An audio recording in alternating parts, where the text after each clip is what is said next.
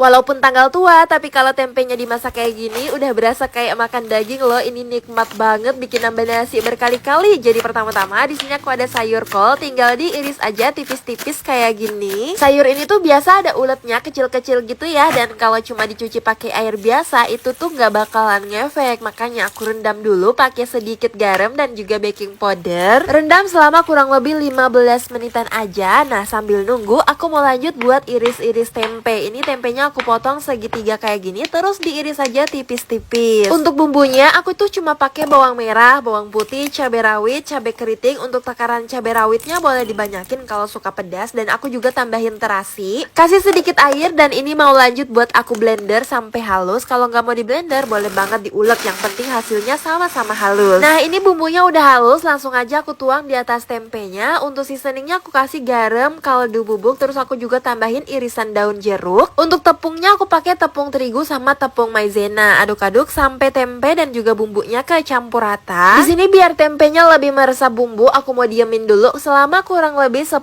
menitan. Biar nggak bengong nungguin, aku masukin aja telur di dalam sebuah wajan. Terus ini aku orak-arik. Kalau telurnya udah matang dan ngeset kayak gini, pinggirin ke sisi wajan. Terus aku masukin bawang merah, bawang putih, cabai keriting yang udah diiris-iris. Tumis aja sampai bawangnya layu dan juga wangi. Nah, kalau udah tinggal masukin aja sayur kol yang udah diiris-iris tadi. Jangan lupa dicuci bersih dulu ya setelah direndam pakai air garam. Aku juga tambahin seasoning, ada garam, kaldu bubuk, merica bubuk, sedikit gula, sama saus tiram. Nah, ini tinggal diaduk-aduk aja sampai kecampur rata dan juga mateng. Kalau masak sayur sawi nggak perlu ditambahin air sama sekali ya, soalnya sayur ini tuh udah mengandung banyak air. Nggak ditambahin air juga udah bakalan ngeluarin air yang super banyak. Dan paling terakhir aku tambahin potongan daun bawang, aduk-aduk sampai kecampur rata. Kalau udah tinggalin aja dulu, dan lanjut aku mau ngegoreng tempe yang udah dibumbuin tadi. Goreng aja di dalam minyak yang udah bener-bener panas. Aku pakai minyaknya yang banyak biar nanti hasilnya lebih garing dan juga crispy. Supaya tempe goreng ini garing dan renyahnya tahan lama. Jadi setelah digoreng diangkat dulu, tiriskan, dan lanjut digoreng lagi. Jadi ini tuh teknik 2